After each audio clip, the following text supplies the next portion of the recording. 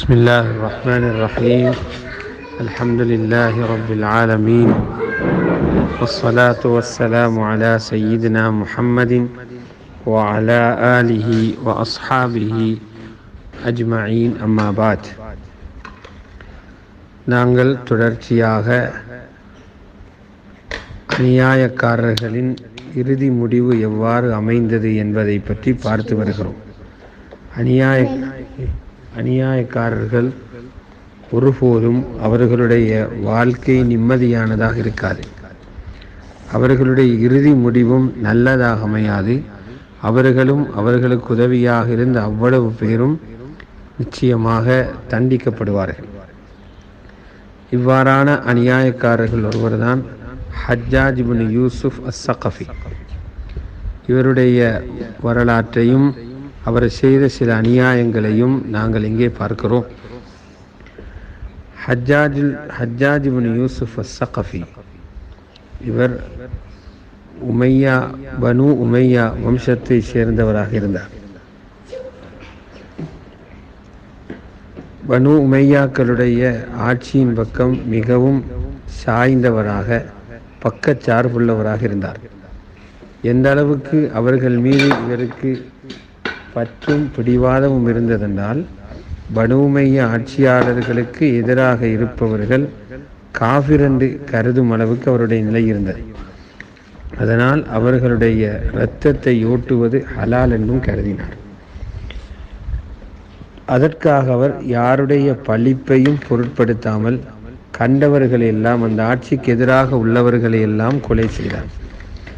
Hisham இப்னு ஹஸ்ஸான் ரஹிமஹுல்லா குறிப்பிடும்போது, ஹஜ்ஜாஜ் இப்னு யூசுஃபினால் கொலை செய்யப்பட்ட நபர்களின் தொகையை கணக்கெடுத்து பார்த்தால் 1,20,000 பேர் இருந்தார்கள். அவ்வளவு பெரிய ஒரு அநியாயக்காரனாக, கொடுங்கோலனாகவே ஹஜ்ஜாஜ் இருந்தார். ஹாஃபிஸ் ஸஹபி ரஹ்மத்துல்லாஹி அலைஹி அவர்கள் ஹஜ்ஜாஜுடைய வரலாற்றை சொல்லும்போது, கான வலூமன் ஜப்பாரன் நாசிபியன் ஹபீசன் சஃபாகன் லித்திமா. மற்ற அறிஞர்களை பற்றி சொல்லும்போது ஹாஃபில், பெரிய ஆலிம், பேணுதல் உள்ளவர்னு சொல்வார்கள். ஆனால் ஹஜ்ஜாஜை பற்றி சொல்லும்போது மிக பெரும் அநியாயக்காரன், மிக பெரும் கொடுங்கோலன், அஹ்லுல் பைத்துகளை எதிர்க்கக்கூடிய நாசிபி, மிக கெட்டவன், இரத்தத்தை உறிந்து குடிக்கும் கொலைகாரன் சொல்றார்கள். இவனுடைய மோசமான வரலாற்றை எனது அத்தாரீஹுல் கபீர் என்ற நூலிலே பதிவு செய்திருக்கிறேன். அவன் அப்துல்லாஹ் இப்னு ஸுபைர் ரலியல்லாஹு அன்ஹு அவர்களை காபாவிலை முற்றுகையிட்டதும், அவர்களை நெருப்பிலே எரிந்ததும், ஹரத்துடைய மக்களை கேவலப்படுத்தியதும், தொழுகையை அவன் உரிய நேரத்தில் தொழாமல் பிற்படுத்தியதும், அல்லாஹு தஆலா அவனை அழிக்கும் வரை பிற்படுத்தியதும், அவனை அதற்காக நாம் ஏசுகிறோம், அவனை விரும்ப மாட்டோம், அல்லாஹ்வுக்காக அவனை நாங்கள் கோபிக்கிறோம், அது ஈமானுடைய உறுதியான விடயத்தில் உள்ளதாகும் என்று சியர் அலாமின் நுபலாவில் அல்லாமா ஸஹபி குறிப்பிட்டிருக்கிறார். ஹஜ்ரத் உமர் இப்னு அப்துல் அசீஸ் ரஹிமஹுல்லா அவர்கள் சொல்லும்போது, ஒவ்வொரு உம்மத்துகள், சமூகத்தில் உள்ள மக்கள் ஒருவருக்கொருவர் கெட்ட வேலைகளை செய்து கெட்டவர்களாக மாறி, பின்பு அந்த ஒவ்வொரு உம்மத்தும் அவர்களில் இருக்கும் ஆக கெட்டவர்களை கொண்டு வந்தார். நாங்கள் எங்களுடைய உம்மத் சார்பாக ஹஜ்ஜாஜை கொண்டு போனால் மற்ற எல்லா உம்மத்திலும் உள்ள கெட்டவர்களையும் ஹஜ்ஜாஜ் மிஞ்சி விடுவான் என்று உமர் இப்னு அப்துல் அசீஸ் ரஹ்மஹுல்லா கூறும் செய்தி அல் பிதாயா வன் நிஹாயாவில் அல்லாமா இப்னு கசீர் பதிவு செய்திருக்கிறார். அஸ்மா பின்த் அபீ பக்கர் சித்திக் ரலியல்லாஹு தஆலா அன்ஹு அவர்களிடம் அவர்களுடைய மகன் அப்துல்லாஹ் இப்னு ஸுபைர் ரலியல்லாஹு அன்ஹு அவர்கள் கொல்லப்பட்ட பிறகு ஹஜ்ஜாஜ் வந்தார். அப்போது அஸ்மா ரலியல்லாஹு அன்ஹா அவர்கள் ஹஜ்ரத் அஸ்மாவை பார்த்து ஹஜ்ஜாஜ் சொன்னான், உங்களுடைய மகன் இந்த பைத்துல்லாவிலே வரம்பு மீறி நடந்து கொண்டார் என்று அப்துல்லாஹ் இப்னு ஸுபைரை பற்றி குறை சொல்லிவிட்டு, அதனால் தான் அல்லாஹு தஆலா நொம்பலமான வேதனையை அவருக்கு சுவைக்க கொடுத்திருக்கிறான் என்றும் சொன்னார். அதற்கு அஸ்மா ரலியல்லாஹு அன்ஹா அவர்கள், நீ பொய் சொல்லுகிறாய், என்னுடைய மகன் பெற்றோர்களுக்கு மிக நலவு செய்பவனாக இருந்தார், மிகவும் நோன்பு பிடிப்பவர், இரவெல்லாம் நின்று கியாமுல் லைல் தொழுபவர். ரசூலுல்லாஹி ஸல்லல்லாஹு அலைஹி வஸல்லம் அவர்கள் சொல்ல நான் கேட்டிருக்கிறேன், சகீஃப் கிளையிலிருந்து 2 நபர்கள் வருவார்கள், ஒருவன் அக்கிரமக்காரன், மற்றவன் பொய்யன். பொய்யன் யார் என்றால் அபு உபைதுடைய மகன், அதாவது முஹ்தார் என்பவன். இந்த அநியாயக்காரன் தான் நீயாக இருக்கிறாய் என்று சொன்னார்கள். ஹஜ்ஜாஜ் இப்னு யூசுப் ஒரு நாள் ஒரு உபதேசம் செய்தான். அந்த உபதேசத்திலே சொன்னான், மக்களே, அல்லாஹ்வுடைய தடைகளை, அல்லாஹ் ஹராமாக்கிய விஷயங்களை விடும்போது பொறுக்க வேண்டும்.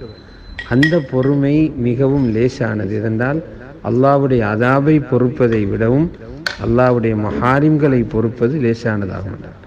அப்போது ஒரு மனிதர் சொன்னார், ஹஜ்ஜாஜே, உனக்கு நாசம் உண்டாகட்டும், உனது கன்னத்தில் அறைய வேண்டும், உன்னுடைய வெக்கத்தை எது குறைத்து விட்டது, எவன் வெக்கங்கிட்ட பேச்சு பேசுகிறார், இப்படியெல்லாம் அநியாயங்களை செய்துவிட்டு அல்லாஹ்வுடைய அதாபை பற்றியெல்லாம் நீ கதைக்கிறாயே என்று சொன்னார்.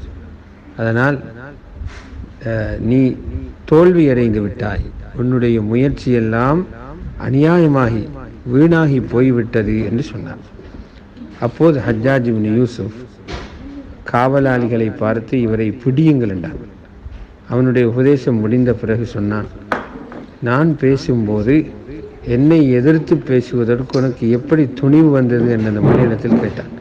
அதற்கு அந்த மனிதர் தைரியமாக, ஹஜ்ஜாஜே, உனக்கு நாசம் உண்டாகட்டும், நீ அல்லாஹ்வின் மீது துணிந்து பேசுகிறாய் என்றால் உன் மீது துணிந்து பேச எனக்கு முடியாதான்னு கேட்டார்.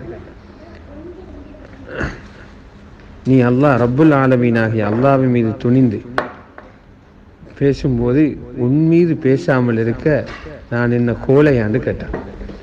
அப்போது அவன் சொன்னான், அவருடைய இந்த மனிதனை விட்டு விடுங்கள் என்று சொன்னான்.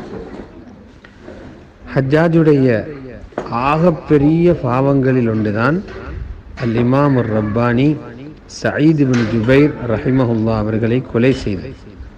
ஹாஃபிஸ் இப்னு கசீர் ரஹ்மஹுல்லா சொல்கிறார்கள், கடைசியாக ஹஜ்ஜாஜ் சயீத் இப்னு ஜுபைர் ரஹ்மஹுல்லா அவர்களை பார்த்து சொன்னான்,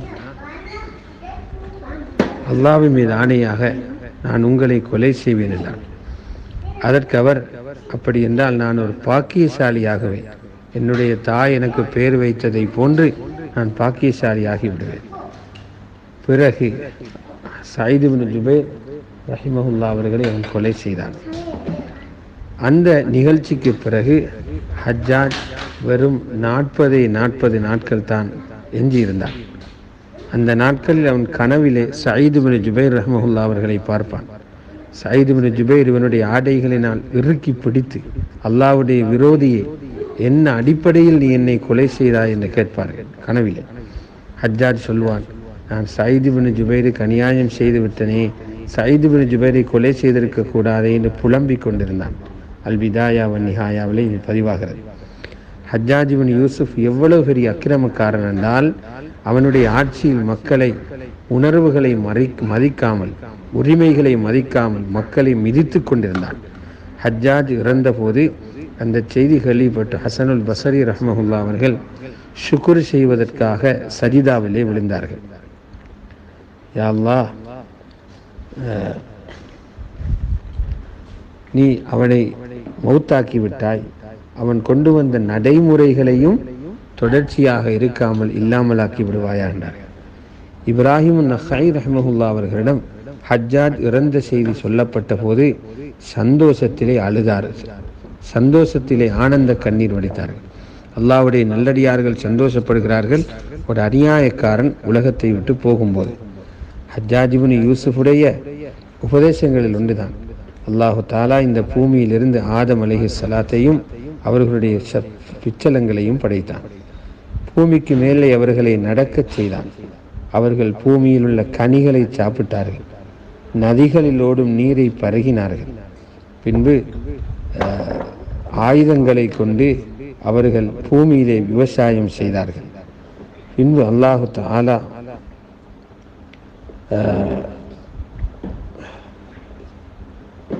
பின்பு அல்லாஹு தாலா பூமியில் அவர்களை வைத்து பல காரியங்களை செய்தார். அவர்கள் பழத்தை சாப்பிட்டது போல் மிருகங்களின் மாமிசங்களையும் சாப்பிட்டார்கள். அதே போல அதிலுள்ள நீரை குடித்தது போன்று இரத்தத்தையும் குடித்தார்கள். இப்படியாக நிறைய அவர்கள் செய்தார்கள் என்று ஹஜ்ஜாஜ் இப்னு யூசுப் சொன்னார். ஹஜ்ஜாஜ் இப்னு யூசுஃபே, நீ ரசூலுல்லாஹி ஸல்லல்லாஹு அலைஹி வஸல்லம் அவர்களுடைய பேர பிள்ளையை கொலை செய்துவிட்டு, அது மட்டுமல்ல, ரசூலுல்லாஹி ஸல்லல்லாஹு அலைஹி வஸல்லம் அவர்களுடைய உதவியாளரான ஜுபைர் இப்னு அவாம் ரலியல்லாஹு அன்ஹு அவர்களுடைய மகனான அப்துல்லா இப்னு ஜுபைரை கொலை செய்துவிட்டு, ஹதரத் அபூபக்கர் சித்திக்குடைய பேரப்பிள்ளையானவரை கொலை செய்துவிட்டு, சயீத் இப்னு ஜுபைர் என்ற மாமனிதரை கொலை செய்துவிட்டு, இப்படியான பேச்சு பேச உனக்கு என்ன அருகதை இருக்கிறது என்று உலமாக்கள் கேட்கிறார்கள்.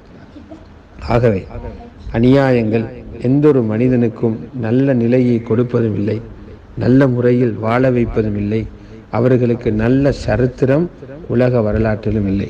அல்லாஹ் சுப்ஹானஹு வ தஆலா அநியாயங்களிலிருந்து அனைவர்களையும் பாதுகாத்தருள்வானாக. வ ஆகிரு தஅவானா அனில் ஹம்துலில்லாஹி ரப்பில் ஆலமீன். அஸ்ஸலாமு அலைக்கும் வரஹ்மத்துல்லாஹி.